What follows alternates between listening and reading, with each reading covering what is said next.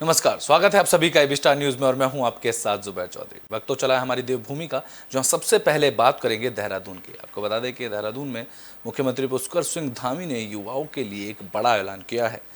उत्तराखंड के सीएम पुष्कर सिंह धामी ने युवाओं के भविष्य को देखते हुए बड़ा बयान दिया।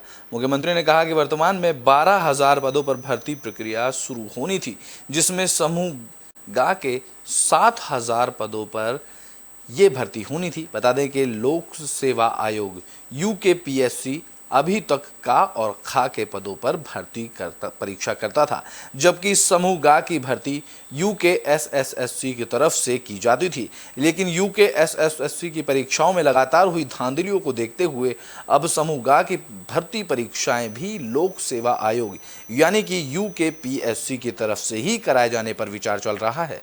मुख्यमंत्री ने कहा कि यह हमारे राज्य के लिए बहुत ही गंभीर विषय है।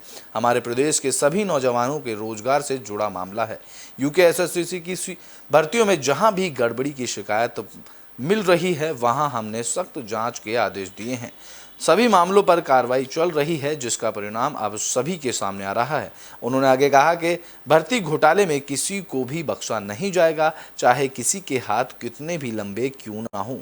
कानून की तरफ से अपना काम किया जाएगा। मुख्यमंत्री ने कहा कि हम इससे आगे के लिए भी एक नजीर बनाना चाहते हैं, जिससे ऐसी घटनाओं की दोबारा से कभी घटित ना हो, क्योंकि हमें अपने बेटे बेटियों और आज और कल की चिंता है। उनके वर्तमान और उनके भविष्य का सवाल है। हमें प्रदेश में भर्ती प्रक्रियाओं को ऐसा सिस्टम बनाना होगा कि आगे भविष्य में कोई इस तरह का कृत्य करने की सोच भी ना सके।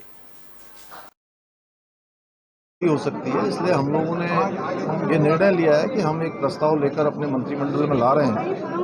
जो भी अर्हताएं अधीनस्थ सेवा चयन आयोग में होती हैं, उन्हीं अर्हताओं को रखते हुए बरकरार रखते हुए समूह गाँव की जो भर्तियां हैं वो हम लोक सेवा आयोग या जो भी सक्षम संस्था है उस संस्था से करवाएंगे। उसके पीछे हेतु हमारा ये है कि हमारे जो भाई बहन हैं, हमारे बेटे बेटियां हैं, हमारे जो परीक्षार्थी हैं, भविष्य में जिनको भाग लेना है, उनकी परीक्षाओं में कोई विलंब न हो।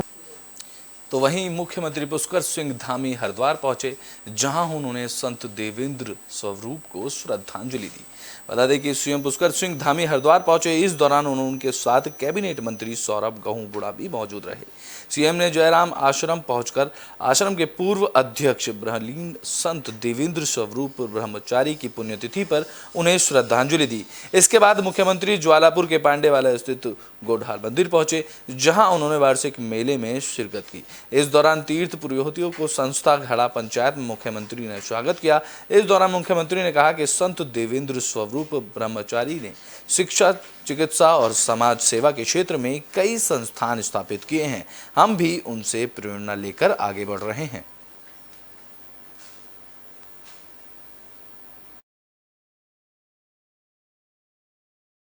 आज मेरे गुरु जी की 18वीं पुण्यतिथि है। पूज्य गुरुदेव श्री देवेंद्र ब्रह्मचारी जी ने अपने समय काल में 60 साल वो ऋषिकेश और हरिद्वार, कुरुक्षेत्र, दिल्ली विभिन्न संस्थाओं में रह करके समाज की सेवा की। पूज्य देवेंद्र स्वरूप पूज्य संत और आश्रम के पूरे जिन्होंने इसकी नींव रखी और शिक्षा के क्षेत्र में अनेकों प्रदेशों में, देश के अंदर अनेक शाखाओं को उन्होंने खोलने का काम किया, वो हमारे लिए प्रेरणा की। आज मेरे गुरु जी की 18वीं कैबिनेट मंत्री रेखा आर्या ने स्टील गार्डर पुल का शिलान्यास किया। कैबिनेट मंत्री रेखा आर्या ने सोमेश्वर कोसानी मोटर मार्ग का भूमि पूजन किया। बता दें कि कैबिनेट मंत्री रेखा आर्या सोमेश्वर विधानसभा क्षेत्र के रसियारा गांव पहुंची। इस अवसर पर कैबिनेट मंत्री ने रसियारा गांव में 30 मीटर पैदल स्टील गार्डर पुल का शिलान्यास किया। इस दौरान कैबिनेट मंत्री रेखा आर्या ने कहा कि क्षेत्र की जनता लंबे समय से यहां पर पुल के निर्माण की बात कहती आ रही थी, जिसका भूमि पूजन कर दिया गया है। बहुत जल्द यह पुल बनकर अस्तित्व में आ जाएगा, जिससे स्थानीय ग्रामीणो62 को किसी भी प्रकार की परेशानी नहीं होगी। उन्होंने बताया कि राज्य योजना के अंतर्गत इस पुल का निर्माण होगा, जिसकी कुल लागत 262.78 लाख रुपए की बताई जा रही है। आज क्षेत्र की मांग के अनुसार विश्वविद्यालय का नाम माननीय मुख्यमंत्री जी के आशीर्वाद से स्वर्गीय शहीद सिंह मेहरा जी के नाम पर विश्वविद्यालय का नाम जो है वो आज रखा गया है, उसका नामकरण हुआ है।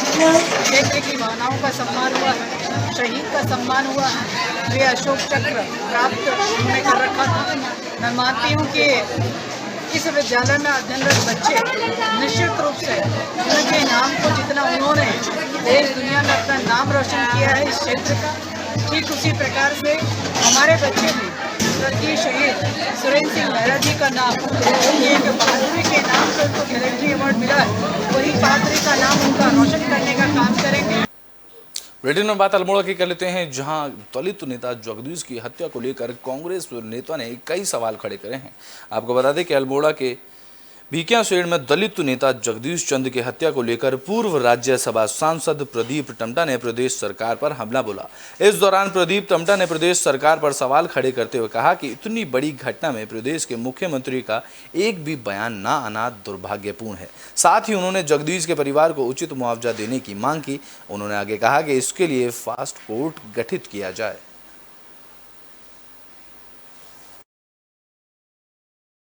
घटना को लेकर एक तो अभी भी मेरी मांग है कि राज्य के मुख्यमंत्री को उत्तराखंड में बढ़ते हुए दलितों की उत्पीड़न की जो घटनाएं बढ़ रही हैं उसका सामूहिक रूप से उनकी घटना की निंदा करनी चाहिए।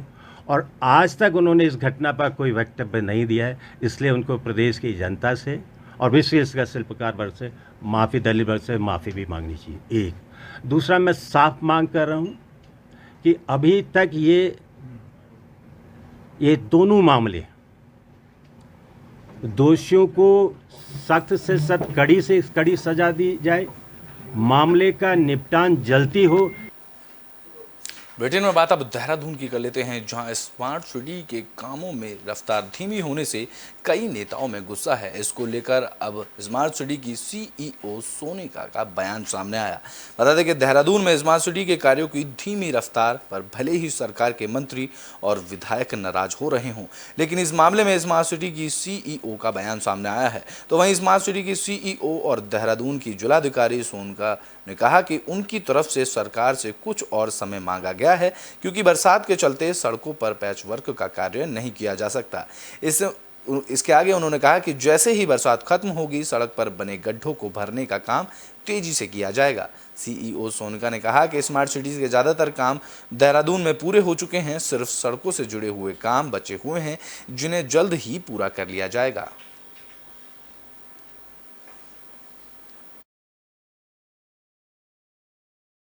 समीक्षा ली गई थी, माननीय मेयर साहब थे और माननीय विधायक जी थे। और जैसे कि पूर्व में भी ये आ रहा था कि कुछ काम है जो कि डिलेड चल रहे हैं, कुछ काम है जो ऑलरेडी कंप्लीशन की स्टेज में है, जैसे हमारी लाइब्रेरी हो गई, क्रश बिल्डिंग हो गई, स्मार्ट टॉयलेट सारे बन गए हैं, हमारी जो इलेक्ट्रिक बसें हैं वो चल रही हैं, लेकिन एक दो काम इस तरह के हैं जो अटके हुए हैं।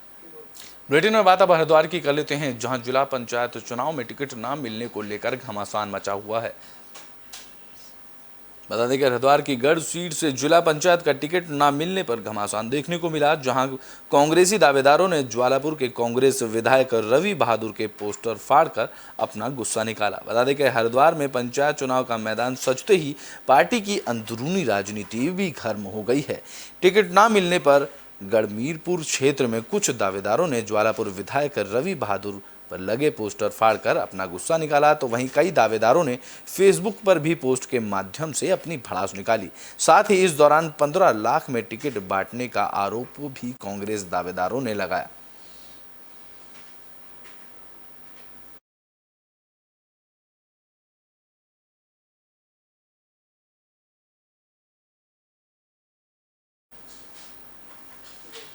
ब्रिटेन में बात अब लालकुआ की कर लेते हैं, जहां वन संरक्षक ने वन अनुभव केंद्र का निरीक्षण किया। इस दौरान लालकुआ स्थित अनुसंधान वाटिका में फाइकस प्रजाति के पेड़ को लगाया गया। इसके चलते फाइकस पार्क लोगों के आकर्षण का केंद्र बन रहा है। फाइकस पार्क में धार्मिक मान्यता के साथ ही औद्योगिक गुण वाले पौधे भी रूप से लगाए गए हैं, जिसका विद्यार्थी और जानकार अध्ययन कर सकते हैं। फाइकस पार्क का निरीक्षण करने पहुंचे प्रमुख वन संरक्षण विनोद सिंघल ने इसे वन विभाग की सराहनीय पहल बताया। तो वहीं वन वाटिका का स्थलीय निरीक्षण करते हुए उन्होंने संबंधित अधिकारियों को जरूरी दिशा निर्देश दिए। इस दौरान विनोद जिंगले ने बताया कि देश भर के विभिन्न राज्यों में 106 प्रजातियों को फाइकस पौधे को यहाँ संरक्षित किया गया है, जिसमें कई पौधे ऐसे हैं जो विलुप्त प्राय हैं।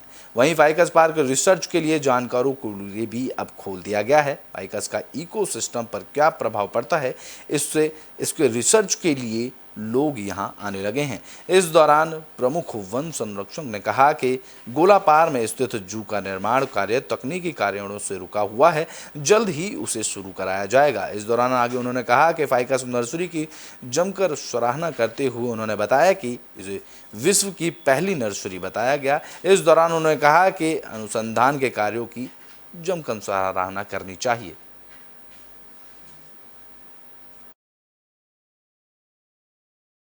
में है हम यहाँ पे स्कूल के बच्चों को, और आज हमने ये भी निर्णय लिया है कि जितने भी हमारे फॉरेस्ट के पूरे प्रदेश में जो स्टाफ है, जो भेषज संघ से जुड़े हुए लोग हैं, और उनकी एक्सपोजर विजिट यहाँ पे कराई जाए ताकि उन सबको भी पता चले कि यहाँ पे क्या क्या हो रहा है, क्योंकि बहुत कुछ हो रहा है बट हम अपने स्टाफ और जनता तक भी इसको पहुँचाना है ताकि इसका लाभ ले सकें। बुलेटिन में बात कर लेते हैं सितारगंज की, जहां आंगनबाड़ी कार्यकर्ताओं ने बच्चों को कुपोषण मुक्त कराने की शपथ ली। सितारगंज में आंगनबाड़ी कार्यकर्ताओं ने शपथ ग्रहण की, तो वहीं सभी कार्यकर्ताओं को बताया कि हमें बच्चों को कुपोषण मुक्त कराना है, इसलिए बच्चों और उनकी मां को समय पर आंगनबाड़ी से सामान दिया जाए। उन्हें समय समय पर अच्छी सलाह और योजनाएं बतानी चाहिए। इस दौरान सितारगंज सुपरवाइजर ने बताया कि जो महिलाएं गर्भधान करती हैं, हम उनको अच्छा राशन देते हैं और प्रधानमंत्री की तरफ से आई कई नई योजनाएं चलाई गई हैं, जिसमें गर्भधान करने वाली महिलाओं को 5,000 रुपये दिए जाते हैं, जिससे कि वह अपना ध्यान अच्छी तरह से रख सकें। और हमारी तरफ से भी इसी चीज़ को लेकर मेले में स्टॉल भी लगाई जाती है, जिससे कि पोषण युक्त भोजन के बारे में बताया जा सके। उन्होंने बताया कि हमारी तरफ से जगह जगह रैलियाँ भी निकाली गई हैं, जिससे कि लोगों को जागरूक किया गया है, जिसमें हम सभी को यह सलाह देते हैं कि हमें हर बच्चे को कुपोषण मुक्त बनाना है। हमारा सितंबर माह में मनाया जा रहा है और इसका मुख्य उद्देश्य है कि कुपोषण को ख़त्म करना। आंगनवाड़ी कार्यकर्तियां जो हैं जगह जगह जागरूकता रैलियाँ निकाल रही हैं और विभिन्न प्रकार की गतिविधियां की जाती हैं आंगनवाड़ी सेंटर पे, जैसे बच्चों का वजन लेना और पोषण स्टॉल लगाना, पोषण मेलों का आयोजन करना, जिसका मेन उद्देश्य यही है कि कुपोषण को ख़त्म किया जा सके। तो बुलेटिन में बात अब देहरादून की। आपको बता दें कि साल 2015 में हुई दरोगाओं की भर्ती को लेकर अब विजिलेंस जांच शुरू हो गई है। उत्तराखंड में साल 2015 में हुए 239 दरोगा भर्ती की विजिलेंस जांच शुरू हो गई है। पिछले काफी समय से इस भर्ती प्रक्रिया पर सवाल उठ रहे थे।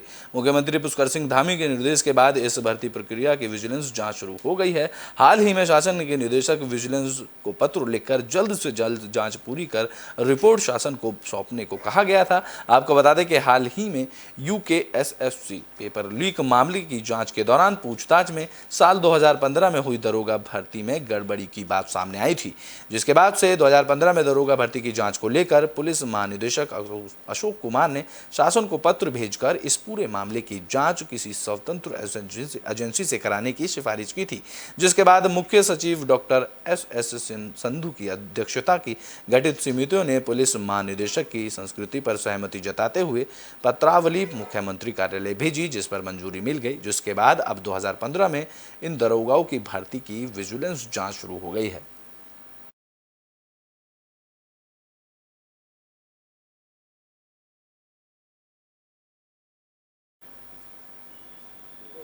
बुलेटिन में बात अब श्रीनगर जल निगम की कर लेते हैं, जहां ठेकेदार और इंजीनियर में काफी नोकझोंक देखने को मिली। बता दें कि श्रीनगर जल निगम कार्यालय आज युद्धालय में तब्दील हो गया। यहाँ निगम के एक ठेकेदार और निगम के अधिशासी अभियंता के बीच जमकर तू-तू मैं हो गई। हंगामा इतना बड़ा कि अधिशासी अभियंता ने सुशील जोशी के नाम के ठेकेदार को कमरे में ही बंद कर दिया और बाहर से ताला लगा दिया। मामले में पुलिस को बुलाने के बाद मामला कुछ शांत हुआ। अब दोनों पक्ष एक दूसरे पर पुलिस कार्रवाई करने की बात करते रहे। ठेकेदार सुशील जोशी ने बताया कि उसे पाबो ब्लॉक में निगम की योजना में टैंक बनाने का कार्य किया था, जिसमें यह कार्य 6 महीने पहले ही कर दिया गया था। जब वो अपनी पेमेंट के लिए निगम कार्यालय पहुंचा तो वहां उन्होंने पेमेंट संबंधित बात अधिशासी अभियंता से की तो उन्होंने उन्हें कमरे में बंद कर दिया और बाहर से ताला लगा दिया।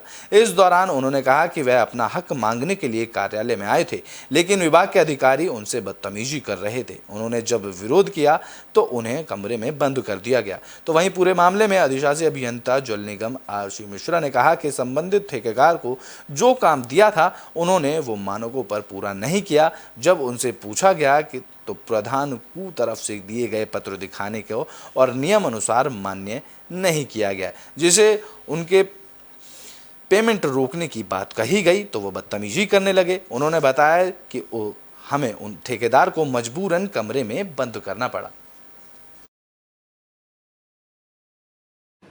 ये सुनील जोशी जो कॉन्ट्रैक्टर हैं हमारे, ये हमारे पास बिडोली सोलर पंपिंग में काम कर रहे थे और इनका जो है 22,88,000 का एक बॉन्ड सोलर पंपिंग का, उसमें 150 मीटर हाइट तक इनको पानी पहुंचाना था। इन्होंने कुछ काम किया उसमें। उसके बाद जब सोलर पंप इंस्टॉल करना था तो उसके लिए ये मानक के अनुसार पंप इन्होंने नहीं लगाया। वो 150 मीटर की जगह जो है 120 मीटर तक ही जो है पानी दे रहा है, तो वो हमारे स्वीकार। ब्रिटेन में बात काशीपुर की कर लेते हैं, जहां खनन माफियाओं की दबंगई का मामला सामने आया। आपको बता दें कि खनन माफियाओं ने एक परिवार पर हमला कर दिया। इस हमले में कई लोग घायल हो गए। काजीपुर में खनन माफियाओं का बोलबाला देखने को मिल रहा है, जिनको पुलिस का बिल्कुल भी खौफ नहीं है। ऐसा ही एक मामला काशीपुर के विजयनगर नई बस्ती से सामने आया, जहां सुबह दर्जन भर से अधिक खनन माफियाओं ने एक परिवार पर धारदार हथियार से हमला कर दिया। इस हमले में घायल हुए युवा, बुजुर्ग, महिलाओं के साथ एक स्कूली बच्चा भी शामिल था। बता दें कि स्कूली छात्र के साथ एक युवक की स्थिति नाजुक बताई जा रही है, जिसको हायर सेंटर रेफर कर दिया गया है। तो वहीं पीड़ित परिवार ने पुलिस को शिकायती पत्र देकर इंसाफ की गुहार लगाई है। फिलहाल पुलिस का कहना है कि तहरीर के आधार पर कार्रवाई अमल में लाई जाएगी।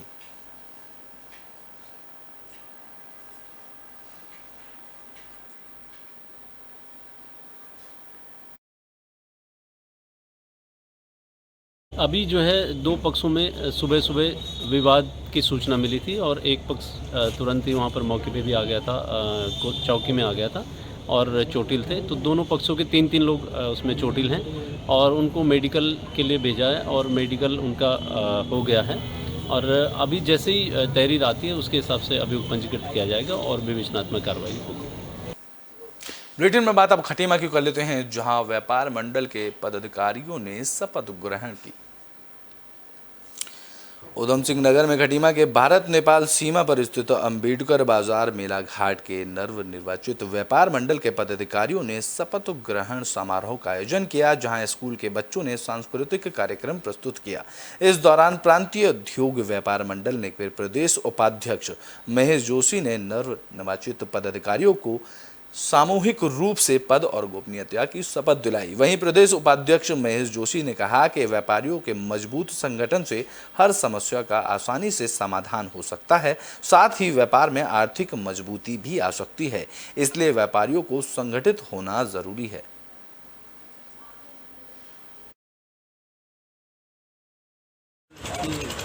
गठन है, इसकी लगभग 400 निर्वाचित इकाइयाँ हैं जो पूरे उत्तराखंड में कार्यरत हैं। सुदूर ग्रामीण क्षेत्रों से लेकर शहरों तक हमारी इकाइयाँ कार्यरत हैं, जो व्यापारियों के हित में कार्य करती हैं और केवल व्यापारी के नहीं पूरे समाज के हित में हमारा व्यापार मंडल काम करता है। और हमेशा कोई अगर आपदा आती है, कोई जनता के सामने दिक्कत आती है, तो उस समय व्यापार मंडल खड़ा रहता है अपने। बुलेटिन में बात अब हरिद्वार की कर लेते हैं, जहां हरिद्वार पुलिस ने गाड़ी काटने के संबंध में 5 गोदामों पर छापेमारी की। बता दें कि रानीपुर कोतवाली क्षेत्र के अंतर्गत दादापुर गोविंदपुर में गोदामों पर गाड़ियों के काटन होने की सूचना मिली थी, जहां एसपी सिटी स्वतंत्र कुमार पुलिस की टीम के साथ मौके पर पहुंचे तो वहीं 5 गोदामों पर छापेमारी की। इस दौरान एसपी सिटी स्वतंत्र कुमार ने कहा कि दादूपुर गोविंदपुर में लगातार गोदामों में गाड़ियों के काटन होने की सूचना मिल रही थी, जिसके बाद हमारी तरफ से 5 गोदामों पर छापेमारी की गई। मौके पर मिली गाड़ियों की जांच की जा रही है। अगर कोई भी गतिविधियां गलत पाई जाती हैं तो गोदामों में लिप्त सभी व्यक्तियों पर मुकदमा दर्ज कर सख्त कार्रवाई की जाएगी।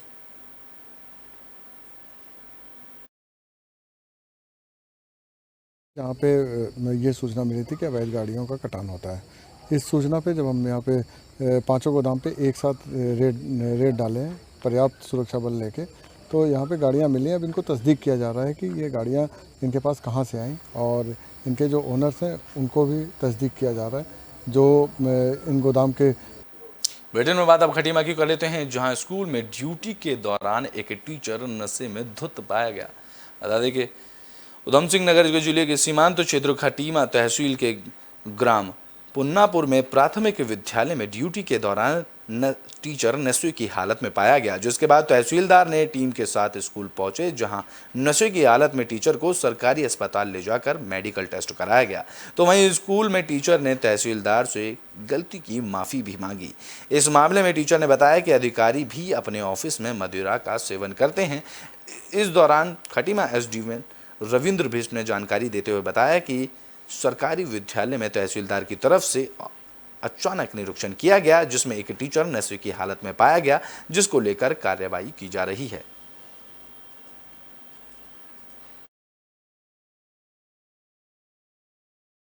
पुन्नापुर से शिकायत आई थी कि वहाँ पर एक प्राइमरी स्कूल है पुन्नापुर, जहाँ पर एक कुल 2 अध्यापक कार्यरत हैं, जिसमें से एक अध्यापक एब्सेंट था और दूसरा अध्यापक सुखदेव राणा सिंह नाम का व्यक्ति वो ड्रंक कंडीशन में था। तो इसकी जब हमें सूचना मिली तो मैं तहसीलदार को मौके पर भेजा और पाया गया कि वो वास्तव में ड्रंक कंडीशन में था। तो उसको ले जाकर हमने चिकित्सालय में उसका मेडिकल परीक्षण करवाया, तो सैंपल भेजे हैं और प्रथम दृष्टया ये प्रतीत हो रहा है कि उसने मदिरा का सेवन किया हुआ था। तो मुख्य शिक्षा अधिकारी जी से मेरी बात हुई तो उनको कहा गया कि इनके खिलाफ आवश्यक कानूनी कार्रवाई करें, विभागीय कार्रवाई इसमें सुनिश्चित करें, क्योंकि इससे देखिए आजकल तो शायद थोड़ा शर्म खा गए हों। उनके संग वो चिंटू नहीं है, वही क्या नाम उसका, नितिन टंडन, तो जमती है उसकी। ब्रिटेन में बात पौड़ी की कर लेते हैं, जहां एक कार अनियंत्रित होकर गहरी खाई में जा गिरी। इस हादसे में 3 लोगों की मौके पर ही मौत हो गई, तो वहीं 3 लोग घायल हो गए। बता दें कि बद्रीनाथ धाम में दर्शन के लिए जा रहे यात्रियों की एक कार के साथ भीषण सड़क हादसा हो जाने से 3 लोगों की मौत हो गई, जबकि ड्राइवर के साथ कई 3 लोग घायल हो गए। सभी मृतक महाराष्ट्र के निवासी हैं। सूचना के बाद कार और घायलों को रेस्क्यू करने के लिए पुलिस के साथ एसडीआरएफ की टीम मौके पर पहुंची। बता दें कि ऋषिकेश बद्रीनाथ मार्ग पर ब्रह्मपुरी के पास एक कार गहरी खाई में जा गिरी, जिसमें सवार 3 यात्रियों की मौके पर ही मौत हो गई, जबकि बाकी 3 यात्रियों को रेस्क्यू कर राजकीय अस्पताल ऋषिकेश भेजा गया, जहाँ अस्पताल में उनका इलाज किया जा रहा है।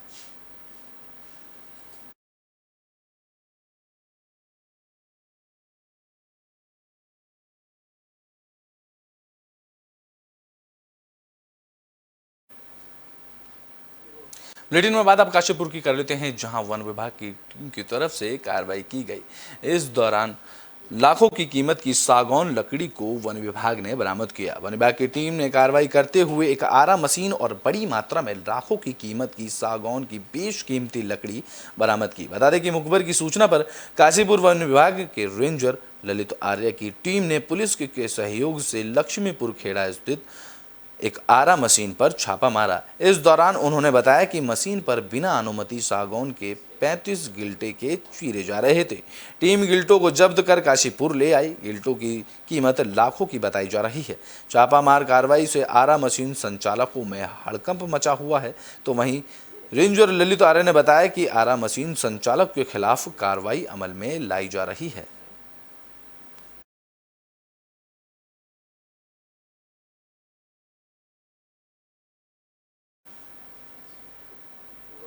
बुलेटिन के आखिरी में बात कर लेते हैं पौड़ी की, जहां देवार गांव में वन विभाग की तरफ से गुलदार को पकड़ने के लिए पिंजरा लगाया गया था।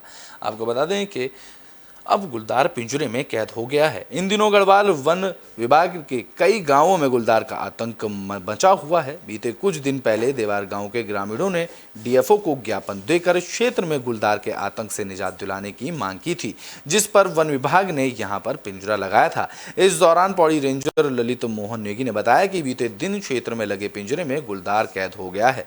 तो वहीं बताया गया कि ग्रामीणों ने कुछ दिन पहले ही क्षेत्र में गुलदार की दहशत से निजात दिलाए जाने को लेकर वन विभाग से पिंजरा लगाने की मांग की थी, जिस पर विभाग ने गांव में 2 पिंजरे लगाए थे, जिनमें से एक पिंजरे में गुलदार कैद हो गया है।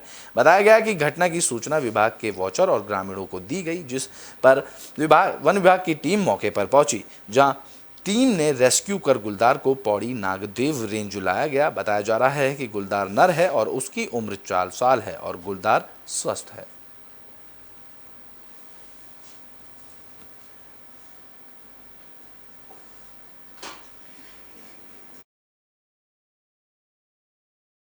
उम्र 4 साल होगी और इसकी जो वज़न भी है काफ़ी ज़्यादा है, 50-60 से ऊपर ही है, जिसको कि उठाने में भी दिक्कत हुई है। ये लगातार सूचनाएं मिल रही थी कि इधर कोट से चुनचू में दीवार गांव और बलुड़ी गांव लवाली और उसमें मतलब दोनों में जो है इसका जो है आतंक बना हुआ था और इस संबंध में जो है इन्होंने पिंजरा लगाने की मांग की थी। इसके अनुसार पिंजरा लगाया गया और ये कल रात को 1:30 बजे जो है पिंजरे में आ गया और उसके बाद हमें सूचना मिलती है, हम लोग वहाँ गए और इसको रेस्क्यू करके रेंज ऑफिस में लेके आए। हमारी देवभूमि में अभी के लिए बस इतना ही। देश और दुनिया की तमाम खबरों के लिए देखते रहें AB स्टार न्यूज़।